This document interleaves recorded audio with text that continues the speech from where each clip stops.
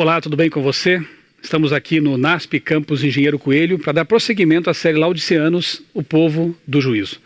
Estamos dedicando uma semana para refletir na identidade adventista, uma semana para refletir um pouco sobre a mensagem de Deus ao povo de Laodiceia. É verdade que neste livro, no Apocalipse, quando encontramos ali a sétima igreja, nessa sequência de 7, há várias dessas sequências, e você deve conhecer já as profecias apocalípticas e sabe que no conceito historicista, essas séries de 7 se cumprem ao longo da história, começando no tempo de João e avançando até a volta de Jesus. Portanto, a sétima igreja, a Laodiceia, ela está ali localizada exatamente no momento que antecede a volta de Cristo. Quando lemos esse trechinho ali do Apocalipse, percebemos que há algumas repreensões bastante sérias, né? Bastante duras até. No entanto, logo em seguida é dito assim, que Deus repreende e castiga aqueles a quem Ele ama. E eu quero focar nesse ponto. Deus ama essa igreja, mesmo tendo seus problemas, suas lutas, suas dificuldades, e Ele quer despertar dentro desse povo um remanescente, pessoas sinceras, pessoas que se dediquem de coração a essa obra e anunciem a volta de Jesus com poder. Nessa semana queremos meditar no que é preciso fazer para que nós possamos fazer parte desse movimento, desse remanescente, reconsagrar nossa vida, dedicar-nos a Deus, para como os pioneiros também alcançarmos o sucesso com o poder do Espírito Santo. Jesus, quando estabeleceu a igreja cristã, inicialmente, contava com um punhado de pessoas, muitas das quais bastante humildes, quase iletradas, sem condições de usar tecnologias, porque não tinham, e, no entanto, capacitados pela chuva temporã, pelo poder do Espírito, eles fizeram uma obra tremenda. De igual maneira, ou de semelhante maneira, no tempo do desapontamento de 1844, ele também usou um punhado de pessoas simples, pessoas que não tinham também grandes recursos, mas com o poder do Espírito Santo fizeram muito para Deus, fizeram muito para o avançamento da causa. E Ele quer fazer a mesma coisa hoje, conosco, com você, comigo, usar-nos, encher-nos do seu Espírito, para que possamos fazer a proclamação final da volta de Jesus. Ontem, de manhã, nós analisamos um pouquinho da história do Adventismo, como ele surgiu no mundo, 1844, que marca aquele grande desapontamento, semelhante ao desapontamento da cruz, depois do qual surge então a igreja cristã primitiva. Pessoas ali foram testadas por aquela dor, por aquele sofrimento, de perceber que a idealização que eles haviam feito, né, do Messias não havia se concretizado. Tinham que entender ainda que Messias era esse, que rei era esse, e acabaram entendendo. A maioria, é verdade, abandonou Jesus, mas aqueles que ficaram firmes, esperando uma resposta, esperando um esclarecimento e o conforto, foram grandemente abençoados. E foi com essas pessoas que Deus realmente abalou o mundo, pregando uma mensagem poderosa. Em 1844, havia também multidões na expectativa de ver Jesus voltar, porque essa foi a pregação. Esse foi o motivo do desapontamento. Profetizaram o evento errado na data correta. Quando a data passou, multidões abandonaram esse movimento.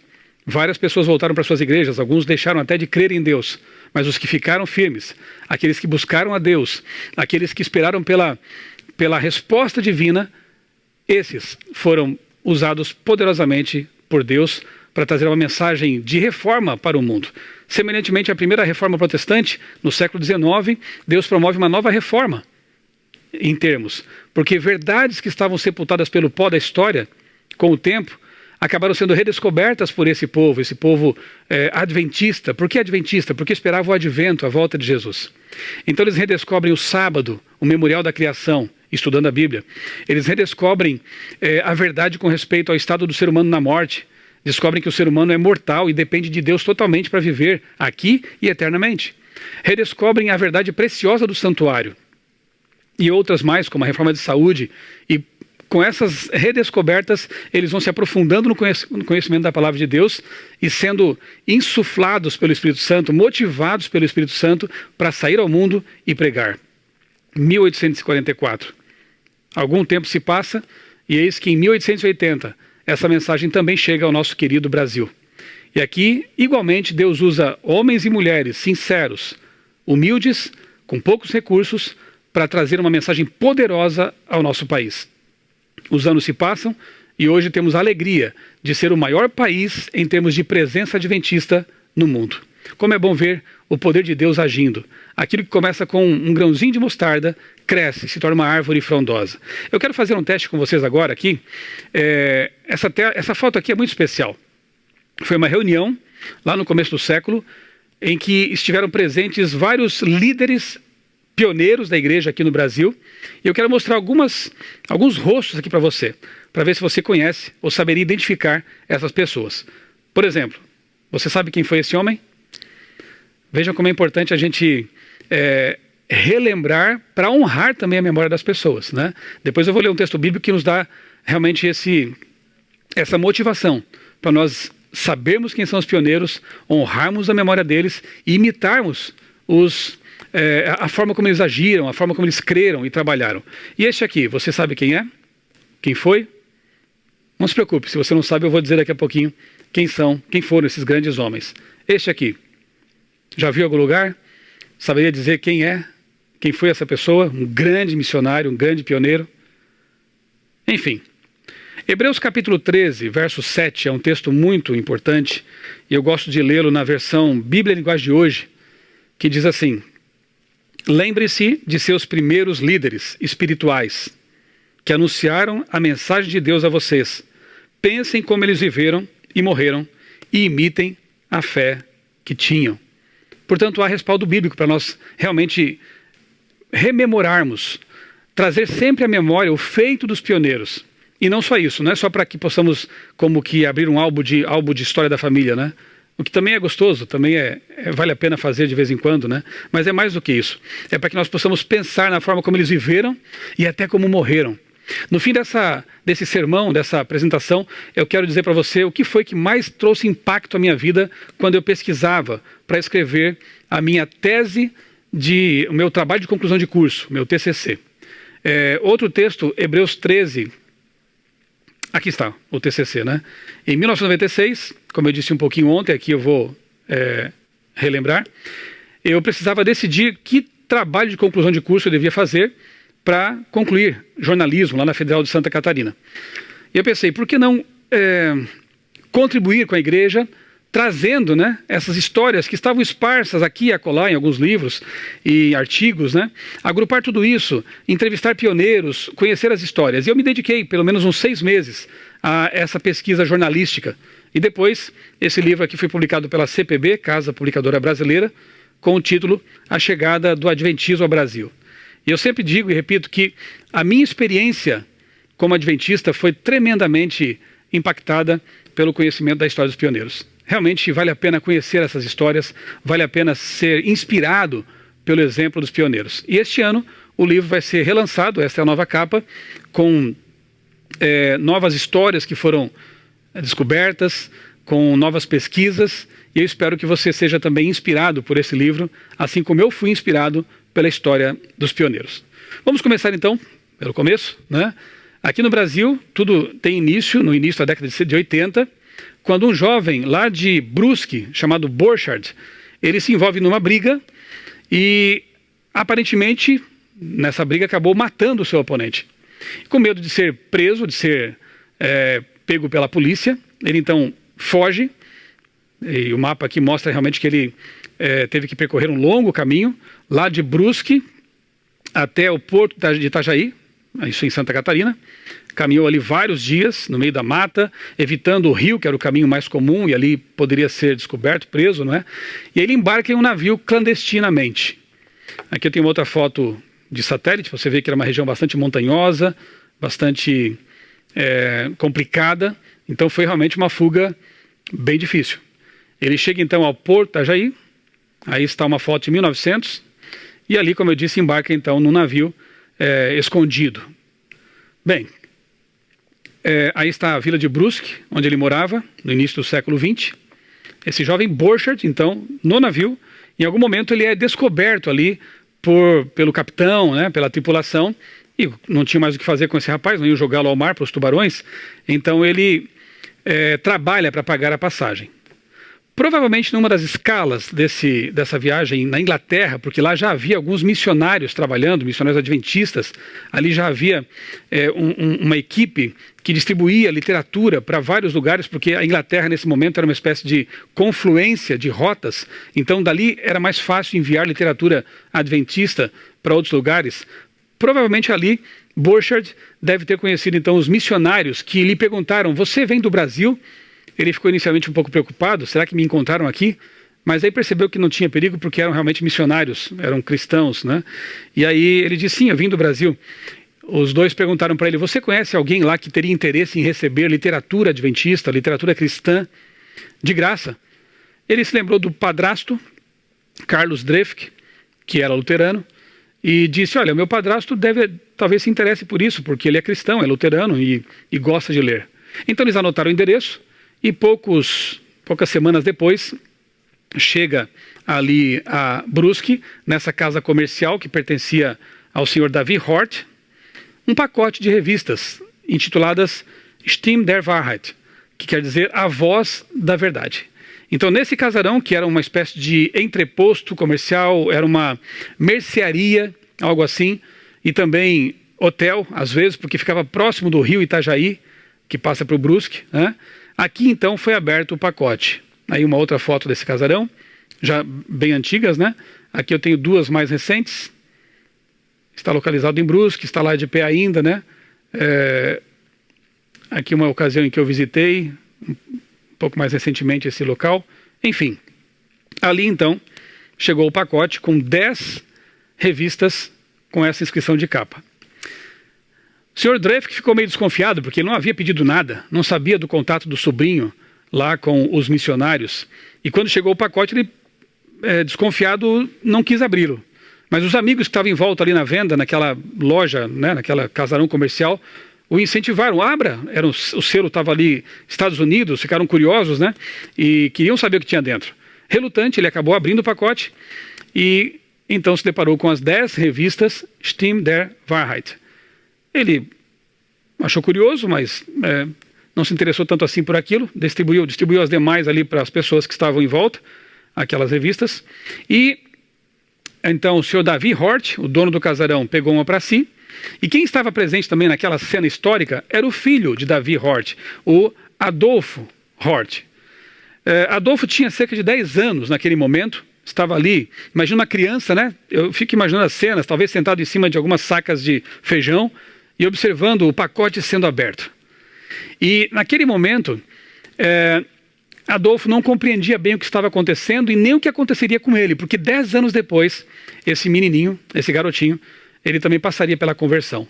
O Davi, o pai dele, não se interessou pela mensagem. A mãe, essa sim, Ana Doroteia, ela acabou lendo as revistas e naquela ocasião, em 80, naquele ano, fazia poucos meses, tinha acontecido uma enchente terrível, devastadora ali em Brusque. E a dona Ana Doroteia acabou associando isso com os sinais da volta de Jesus que ela havia lido ali na revista Adventista. Então isso mexeu com ela, isso a impressionou. Bem, falar um pouquinho sobre Adolfo, porque é um personagem que por quem eu tenho uma grande predileção. E já vou dizer por quê. Adolfo era um jovem brigão. Ele cresceu, né? Se tornou um jovem bastante esquentadinho, né? Brigão. E aí, quando ele soube que havia um grupo de adventistas, porque aquelas revistas continuaram chegando, a mensagem foi se espalhando pela região e várias pessoas foram se convertendo, foram aceitando a mensagem adventista antes ainda de qualquer pastor, colportor, missionário pisar em nosso país. Eram mensageiros silenciosos, né, as revistas. Então Adolfo, sabendo da existência de um grupo lá em Gaspar Alto, que fica próximo de Brusque, mas tem que subir uma pequena serra para chegar até em cima ali da serra, né? Ele então vai até lá com um amigo com a intenção de destruir a igreja, quebrar tudo. Vejam como ele era realmente brigão, nervoso.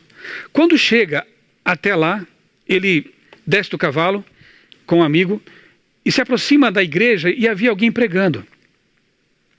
Quando ele chega ali, próximo da janela do templo, ele escuta um texto bíblico sendo lido. E aquilo tocou o coração dele. Ele larga as pedras e diz para o amigo: vamos embora. Interessante, né? Ele volta para casa, começa a estudar a Bíblia com a sua esposa, e aí descobre o sábado, também como os adventistas haviam descoberto na Bíblia. Ele, domingo, vai à igreja com a esposa, pergunta ao pastor luterano por que nós não guardamos o sábado. O pastor promete que iria estudar o assunto com a igreja, e numa das pregações ele diz que, de fato, havia ali alguns adventistas na comunidade, guardando o sábado, tendo algumas práticas diferentes, mas que eles, os luteranos, continuariam guardando o domingo por questão de tradição. Adolfo não ficou contente com isso, voltou para casa com a esposa e tomou a decisão de estudar a Bíblia a fundo com ela e acaba depois também se tornando um adventista. Aqui nessa foto, nós podemos ver uma igreja que ele ajudou a construir, o Adolf Hort, igreja de Corupá, e construiu outras. E eu acho essa história linda porque de um destruidor de igrejas, que ele queria ser, ele acaba sendo um construtor de igrejas. Veja o que o poder do evangelho pode fazer na vida de uma pessoa. Veja o que o poder do evangelho pode fazer na sua vida também. Para Deus não importa o que você foi. Para Deus não importa o passado que você teve. Para Deus importa o que você pode ser daqui para frente. O que Deus pode fazer na sua vida a partir desse momento.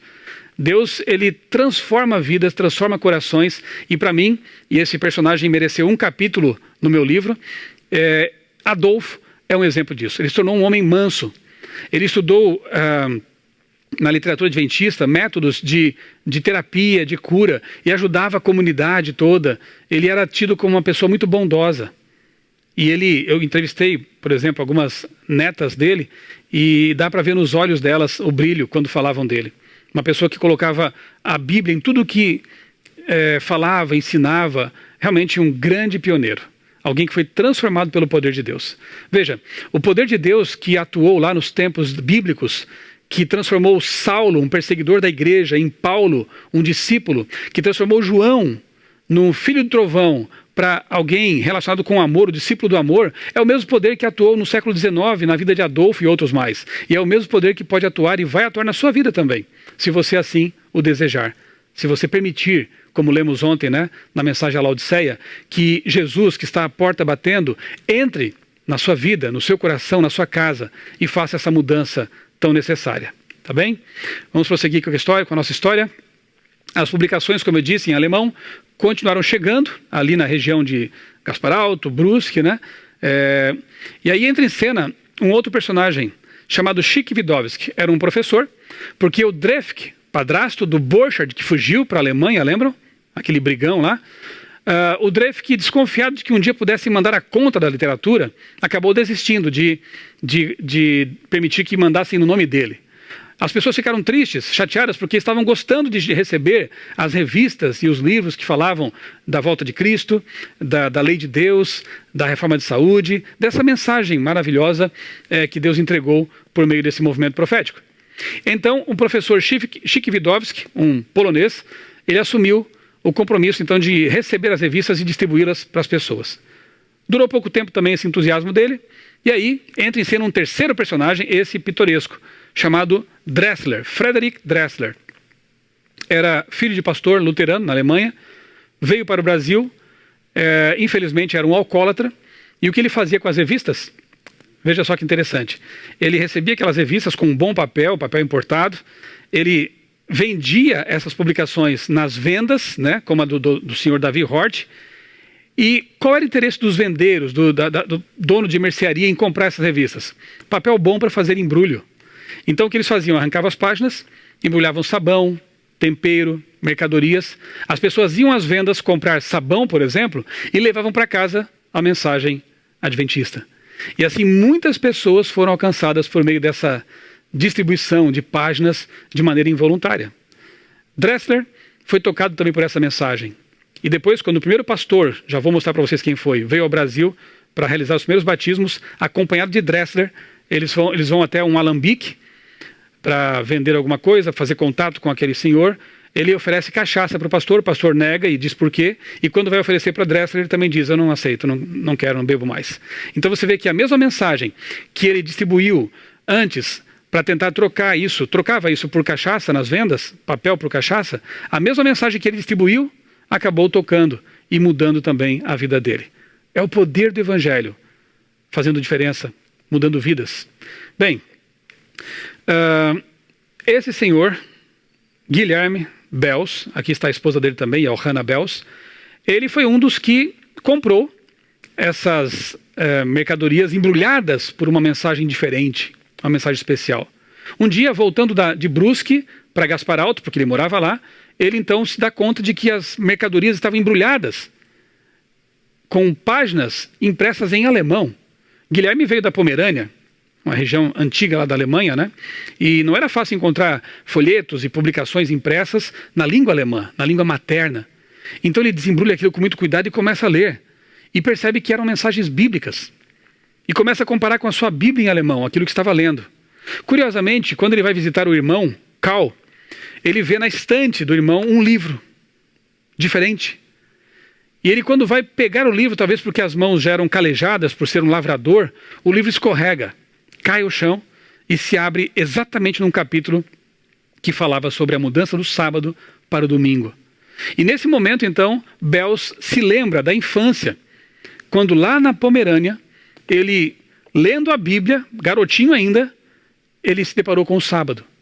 Ele perguntou para o pastor também, por que nós não guardamos o sábado? E recebeu a resposta costumeira, né? O sábado foi abolido, foi mudado para outro dia, coisa que obviamente a Bíblia não respalda, né? E aquilo ficou na cabecinha de criança de Bels, de Guilherme Bels. Décadas depois, e muitos quilômetros depois, no Brasil, ele se depara de novo com essa mensagem que estava lá na memória, em algum local guardado. E ele volta a estudar a Bíblia. E em 1890, ele se torna o primeiro guardador do sábado, graças à leitura de materiais adventistas aqui no Brasil. Então, Guilherme Bels é o pioneiro da guarda do sábado adventista em nosso país. Uma história muito bonita, muito inspiradora também. Guilherme tinha alguns filhos, entre eles alguns já casados. Francisco, por exemplo.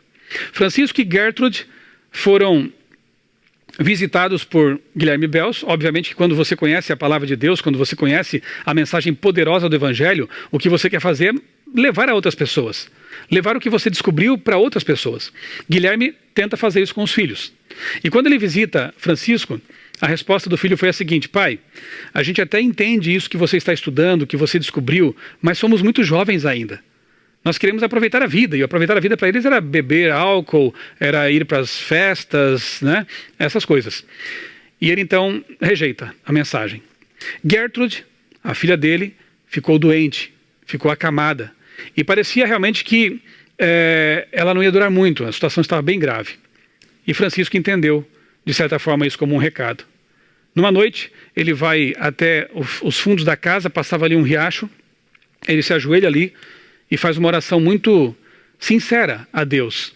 Ele diz: Senhor, eu estou sendo egoísta em querer dedicar a Ti só a minha vida depois da velhice e não Te entregar a minha juventude. Me perdoa, eu fui ingrato, eu não estou certo. E muda, por favor, a nossa vida. Ele se levanta dali e quando volta para casa, ele encontra Gertrude curada.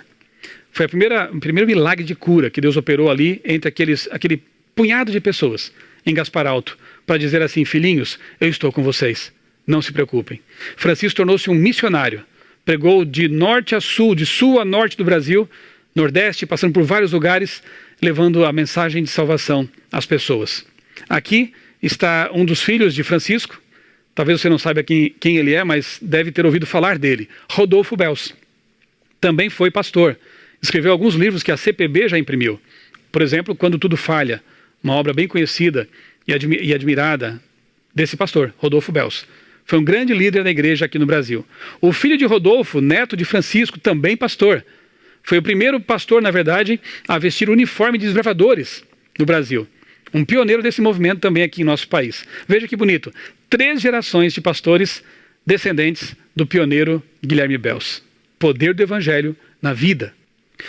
August e Johanna Ohm, também como o casal Bels, veio da Pomerânia para o Brasil em 1875. Interessante é que Johanna, à semelhança da esposa de Francisco, também estava doente, só que ela já estava acamada fazia 5 anos. Quando ela soube da cura da Gertrude Bels, se interessou pela mensagem e começou a estudar a Bíblia também ali no seu leito. Interessante é que ela, por si só, descobriu ali a mensagem do sábado, descobriu outras verdades importantes sobre a volta de Jesus, por exemplo. E quando o marido voltou da roça com a enxada nas costas, nos ombros, ele encontrou a esposa feliz, cantando e arrumando a casa, coisa que ela fazia tempo não conseguia mais realizar esses trabalhos domésticos. Ele ficou espantado com aquilo e ela disse: querido, eu fui curada pelo mesmo Deus da família Bels. Eu quero convidar você a nos unirmos a eles para guardar o sábado.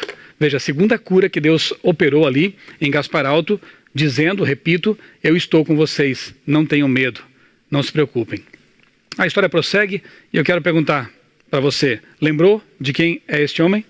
De quem foi esse pioneiro? Vamos então agora descobrir quem foram essas pessoas. Este aí foi Albert Stauffer, primeiro missionário adventista a pisar em solo brasileiro em maio de 1893.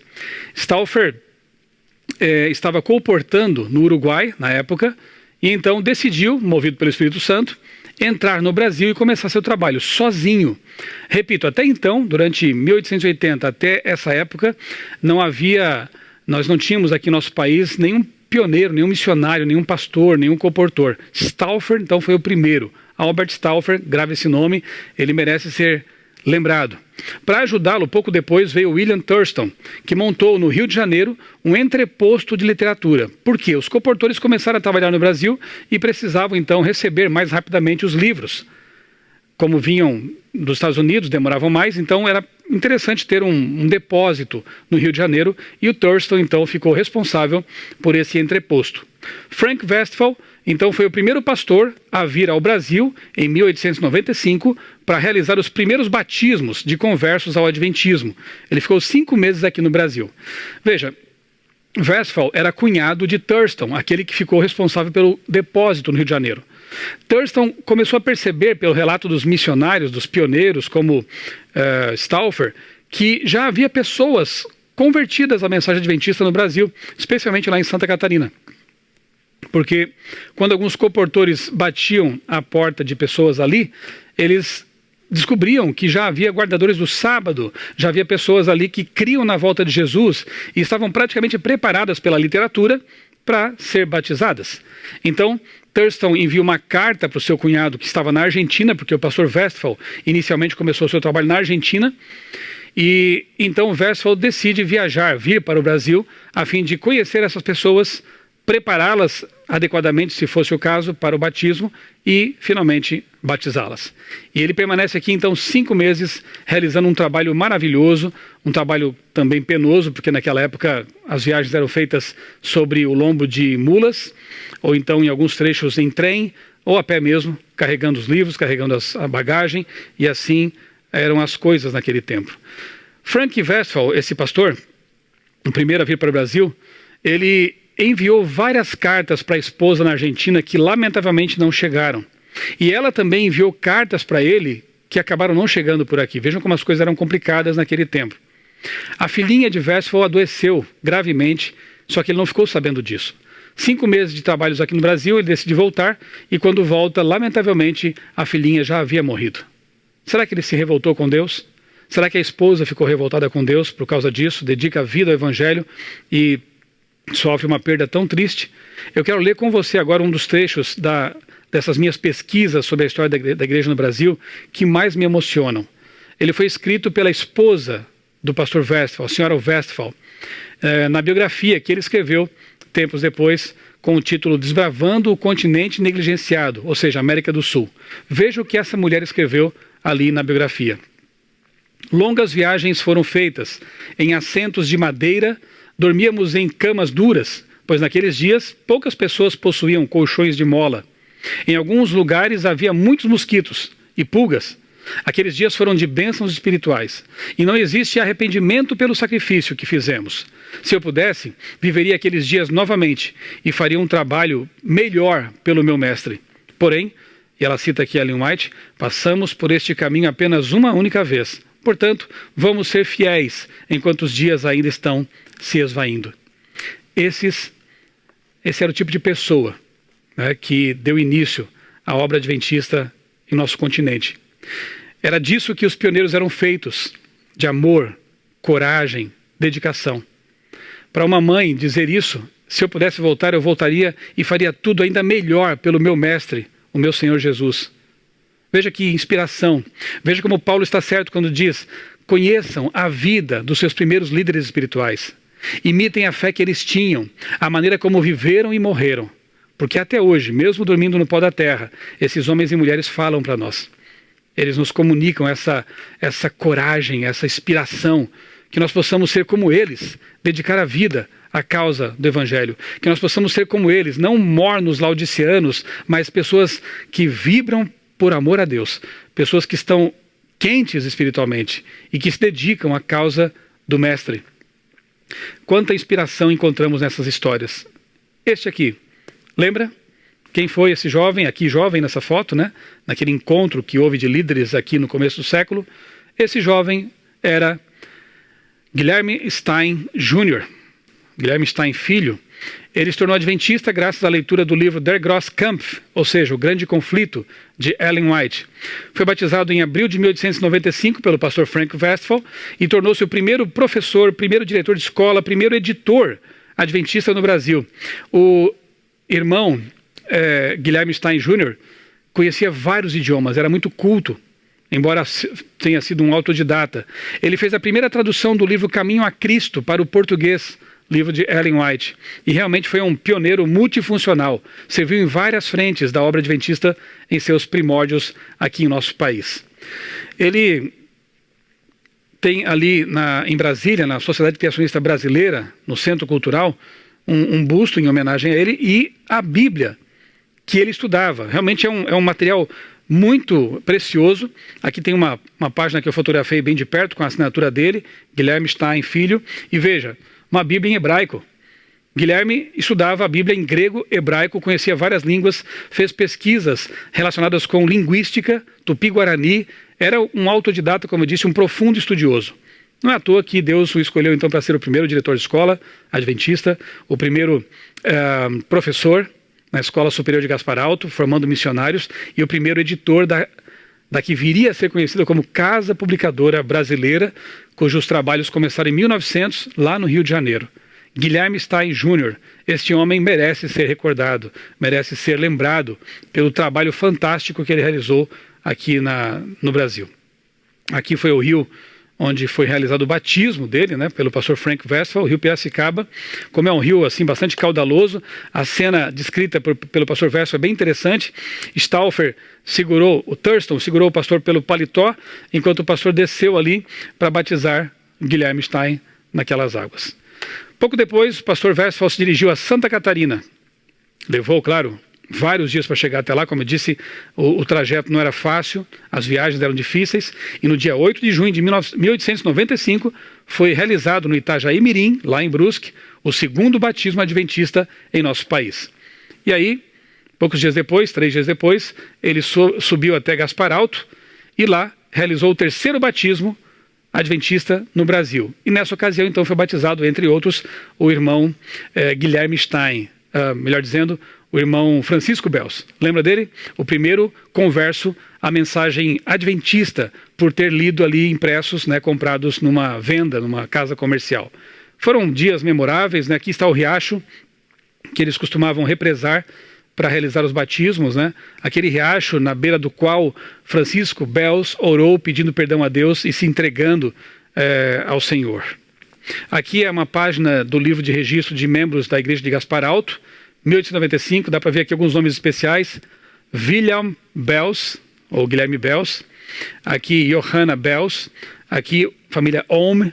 Então ali estão os nomes, né, dos primeiros membros da igreja organizada pelo pastor Westphal em Gaspar Alto. Um livro de registro de igreja, mas com certeza o mais importante é que, eu creio, esses pioneiros eles têm um nome registrado nos livros do céu, no livro do Cordeiro, livro em que o seu nome e o meu também podem estar, se nós aceitarmos o Senhor que fez tantas mudanças na vida desses pioneiros. Uma foto muito especial também essa aqui. Esse é o primeiro templo de madeira que foi construído um ano depois da organização da igreja lá em Gaspar Alto, porque eles se reuniam então nas casas, nas famílias, e aqui então no ano seguinte construíram uma casa de madeira para que eles pudessem cultuar a Deus e se reunir ali. Foi inaugurado em 23 de março de 1896. E aqui, olha que bonito, a visão dos pioneiros. Onde construíam uma igreja, colocavam ali também uma escola. E essa casinha de madeira aqui, ao lado e atrás da igreja, da primeira igreja, é uma escola paroquial, para que pudessem as famílias colocar ali os filhos e eles terem então uma educação cristã, uma educação fundamentada na Bíblia. Ou seja, aí estão os primórdios da educação adventista no Brasil. O próprio NASP tem sua sementinha ali, uma casinha de madeira, quando os irmãos visionários pensavam que os filhos deveriam ter realmente uma educação cristã. Aqui o Colégio Superior de Gaspar Alto, em 1897, eles também estabeleceram um colégio para formar missionários. Foi ali que Guilherme Stein lecionou, e dali saíram vários jovens para servir como missionários em nosso país. Comportores, pregadores, realmente algo muito bonito. Depois esse colégio foi transferido para Taquari e em seguida foi para São Paulo, e ali então se estabelece o UNASP, né? Inicialmente o CAB, Colégio Adventista Brasileiro. E aqui a igreja hoje, que é o terceiro templo, né, que foi restaurado, o piso de madeira é o mesmo até hoje, o púlpito é original ali, né, podemos imaginar que os pioneiros como Bells e outros pregaram daquele local, e ao lado fica um pequeno museu. Eu recomendo essa viagem para você, essa visita àquele local, porque é muito inspirador. Aliás, Gaspar Alto parece que parou no tempo, não cresceu, então a gente tem a sensação de ali fazer uma viagem ao tempo. E dá para imaginar realmente como foi a vida dos nossos pioneiros. Algo muito bonito. Bem, temos aqui outro personagem importante. Eu perguntei no começo, não sei se você conseguiu lembrar de quem se trata. Esse homem foi, então, o primeiro pastor designado a servir no campo brasileiro. Westphal veio, fez os batismos e voltou.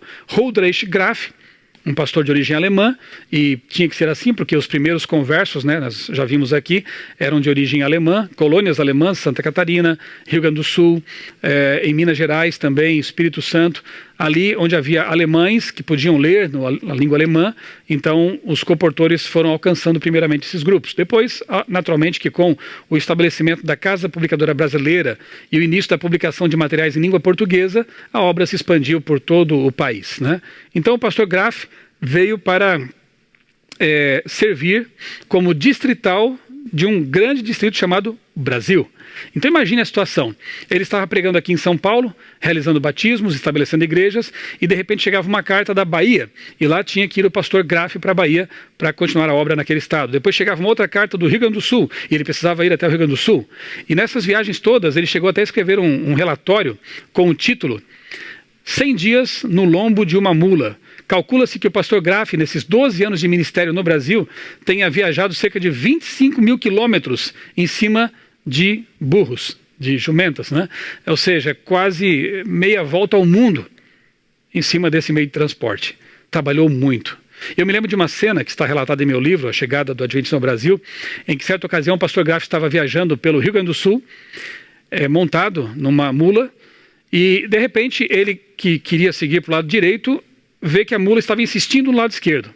Ele tenta trazer de volta, e a mula insiste para o lado esquerdo. Então ele pensa e diz assim para a mula: olha, eu não quero ser como Balaão, não quero ser teimoso, vá para onde Deus a guiar. Então a mula vai seguindo o caminho por uma trilha e de repente se deparam ali com uma casa, no meio do mato. Ele bate a porta e diz: olha, eu sou pastor adventista do sétimo dia, não sei por que estou aqui, mas a minha mula me trouxe até aqui. E a família diz para o pastor Graf: foi Deus que enviou você aqui. Nós estudamos a Bíblia, nós compreendemos a verdade sobre o sábado, a volta de Jesus e outras verdades bíblicas, e nós estávamos esperando, fazia meses, que um pastor adventista viesse para fazer o nosso batismo. Veja, queridos, se não é Deus guiando a história, guiando vidas, mudando vidas. Sabe, repito, esse mesmo Deus que fez essa obra está também desejoso de fazer a obra na sua vida. Esse mesmo Deus quer que você aceite essa mensagem de salvação e de transformação. Esses milagres do passado são os mesmos de hoje, porque Deus não muda. Talvez Deus esteja usando essa série aqui, Laodiceanos, para tocar o seu coração. E se você desejar como eles, e como eu também, como eu contei ontem, passei pelo batismo faz uns 30 anos já, se você quiser também ser batizado, receber um estudo bíblico, procure um pastor adventista, procure uma igreja adventista mais próxima da sua casa, peça para que alguém estude com você a palavra de Deus. E permita que o Espírito Santo também atue na sua vida, como atua na vida dessas pessoas. É o mesmo Deus, Deus não muda. Então aqui está uma foto da CPB atualmente, Casa Publicadora Brasileira. Como eu disse, em 1900 começam a ser publicados livros, revistas em língua portuguesa, e aí a mensagem adventista se espalha poderosamente pelo nosso país. Bem, eu disse no início que de todas as minhas pesquisas, um lugar especial, alguns lugares especiais marcaram a minha vida. Você vai até achar estranho talvez o que eu vou dizer agora, mas eu vou explicar. Foram os cemitérios. Paulo não diz que nós temos que imitar a maneira como viveram e como morreram os pioneiros? Bem, eu estive pesquisando em alguns cemitérios e pelo menos 2 deles foram bastante significativos. Um fica lá na Fazenda Passos, Rio Grande do Sul, pertinho ali de Taquara, o cemitério dos pioneiros. Quando eu estava lá visitando aquele cemitério, eu percebi um detalhe interessante. Todas as tumbas, é um cemitério pequeno, tem 2 fileiras de túmulos assim. E curiosamente, se você se posicionar assim no corredor central, todos os túmulos apontam para uma única direção. Então, os pés daqueles túmulos estão para cá e daqui também para lá. Diferentemente de outros cemitérios, que geralmente são os túmulos posicionados assim, né? Os pés do túmulo para o centro, para o corredor central. Eu perguntei ao guia que me acompanhava por que aqui esse cemitério tem essa configuração. Todas as tumbas apontam para lá. Aí o guia me perguntou, você sabe que direção é aquela? Eu não conhecia bem aquela região. Disse, não sei. Lá está o Oriente. E na hora me lembrei de textos bíblicos e de Ellen White, em que ela diz assim, surge logo no Oriente uma pequena nuvem do tamanho da mão de um homem. À medida que se aproxima, essa nuvem se torna radiante, né? Luminosa. É a nuvem de anjos que rodeia o Salvador. Os pioneiros pediram para ser sepultados virados para essa direção, porque eles quiseram, né? Pediram isso, para que quando Jesus volte, a primeira pessoa que eles vão ver é Jesus em sua vinda. Veja como eles pregam, mesmo mortos, mesmo estando ali inconscientes no pó da terra. A fé deles, a última coisa que eles pediram, ainda hoje prega. Querem ver Jesus voltar e vão ver Jesus voltar quando se levantarem por ocasião da última ressurreição. Aqui em Gaspar Alto, a mesma coisa. Os túmulos apontando para uma direção. Aqui é o cemitério da Esperança. Aqui está o túmulo de Guilherme Bels e sua esposa. Aqui também tem um outro pioneiro, Gustavo Storck. Ali estão pessoas que deram a vida pelo Evangelho. E eu imagino como vai ser a festa quando Cristo voltar e esses pioneiros se levantarem para ver o resultado do seu trabalho. Para ver como a obra adventista prosperou em nosso país. Você pode estar pronto para esse dia também. Eu quero muito conhecer esses homens e mulheres. Eu quero muito conhecer o Guilherme Bels. Eu quero muito conhecer Stein. Eu quero conhecer o pastor Westphal e sua esposa. Ouvir das histórias contadas por eles. Eu quero conhecer o apóstolo Paulo. Quero conhecer Moisés. Mas, acima de tudo, eu quero conhecer Jesus. E eu sei que se nós nos prepararmos como eles se prepararam, nós poderemos contemplar o rosto do nosso Salvador. Eu quero encerrar lendo alguns textos muito especiais de Ellen White, Testemunhos para a Igreja, volume 6. A história passada desta causa deve ser repetida muitas vezes ao povo, tanto aos velhos quanto aos moços.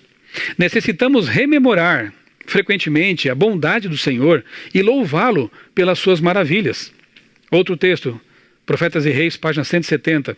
Os registros da história sacra são escritos não meramente para que possamos ler e nos maravilhar, mas para que a mesma fé que operou nos servos de Deus no passado possa operar em nós, hoje. Mais um, Review and Herald, 20 de setembro de 1892. Não necessitamos duvidar nem temer de que a obra não avançará. Deus está à frente e porá tudo em ordem. Tenhamos fé de que o Senhor guiará com segurança ao porto a nobre embarcação que conduz seu povo. Embora existam males na igreja e tenham que existir até o fim do mundo, a igreja destes últimos dias há de ser a luz do mundo, poluído e desmoralizado pelo pecado. Testemunhos Seletos, volume 2. Outro texto, esse é um clássico, né? Testemunhos Seletos, volume 3. Ao recapitular a nossa história passada, havendo revisado cada passo de progresso até o nosso nível atual, posso dizer, louvado seja Deus. Ao ver o que Deus tem realizado, encho-me de admiração e de confiança na liderança de Cristo.